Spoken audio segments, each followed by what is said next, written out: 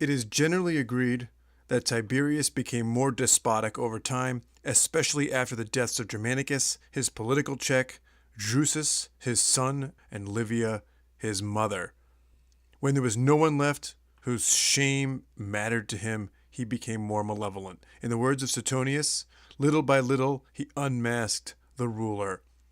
But let us put ourselves in his shoes for just a moment. As to his childhood, Suetonius writes, he passed his infancy and youth amid hardship and tribulation. His mother Livia divorced his father and married Augustus while pregnant with the future Nero Drusus. Only Suetonius reports doubt as to Nero Drusus's parentage. Cassius Dio and Tacitus do not seem to doubt that Nero Drusus and Tiberius were biological brothers, full brothers.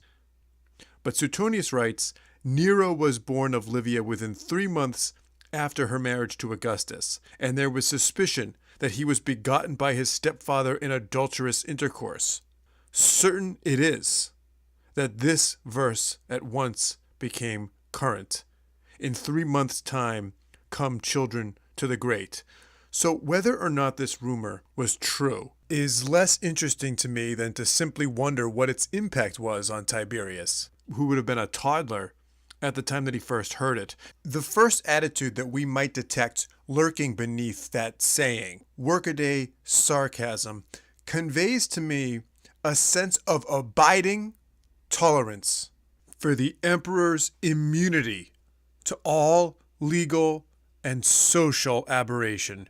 So in a way, Tiberius is the one child of divorce who is exempted from what would otherwise be a little sympathetic. And secondly, that the birth of Nero Drusus, rather than being under a black cloud of adultery and scandal, was considered auspicious due to the superiority of his mother's new husband and his new stepfather. We can guess at the impact of this on Tiberius. At the age of 9, he delivered a eulogy of his dead father from the rostra. He has given Vespania in marriage. This is a daughter of Agrippa.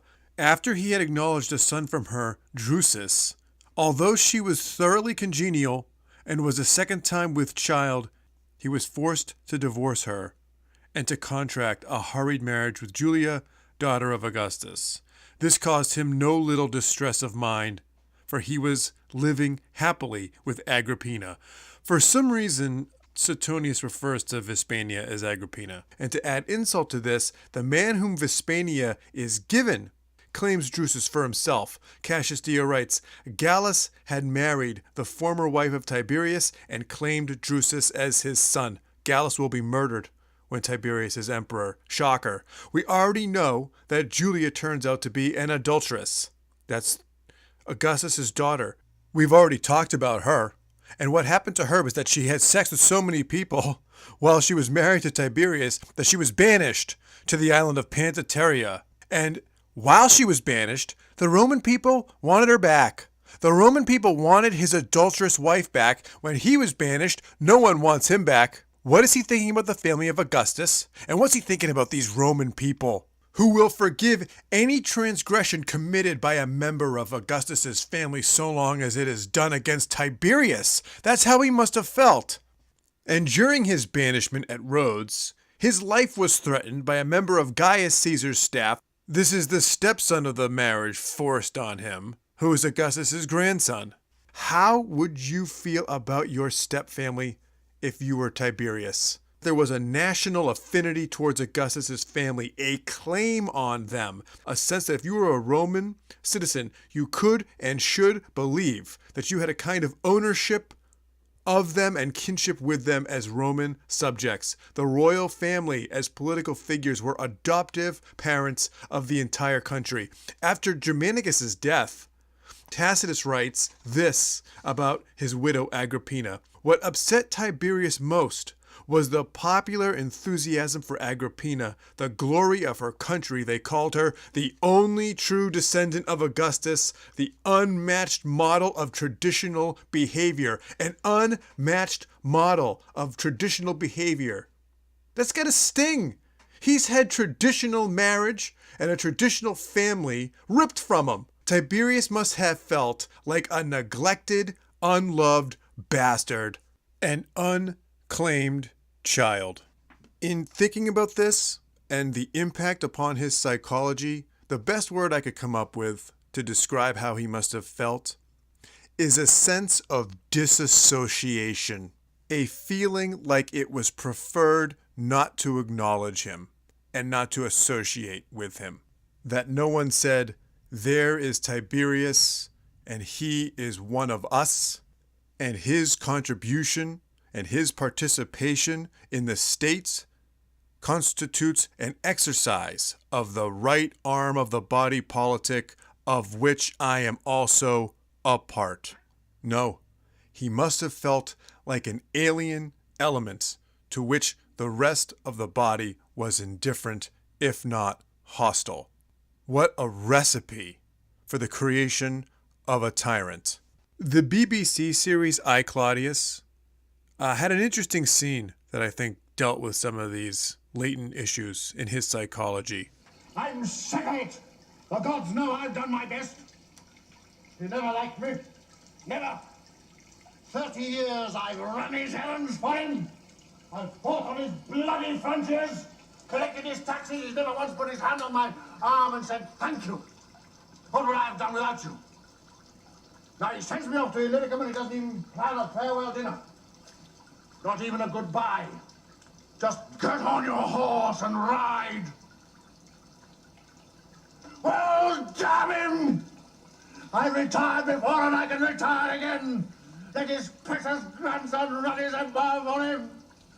I'm sick to death of it.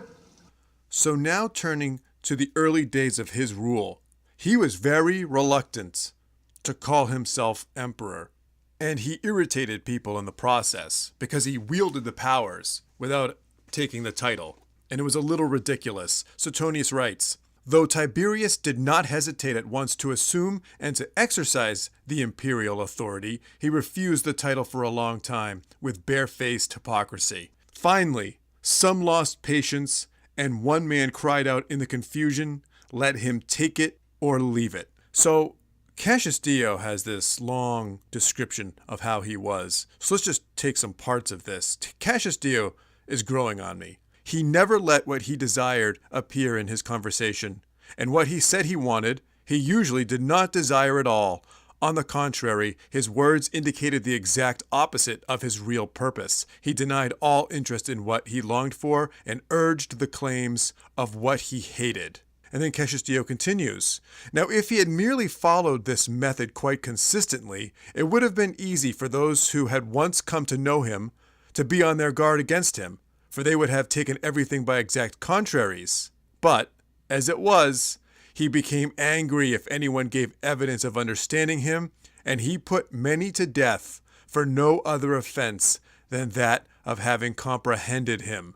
There was one person, however, to whom he was a little clearer, and that is Lucius Aelius Sejanus, the commander of the Praetorian Guard, loyal to the emperor. Tacitus writes, to Sejanus alone, the otherwise cryptic emperor spoke freely and unguardedly. Sejanus would plot to murder Tiberius's son, Drusus. However, Tiberius is not going to learn this until much later. It is after the death of Drusus in 23 AD that things start to get bad. As Tacitus writes, this, the year in which Tiberius's rule began to deteriorate.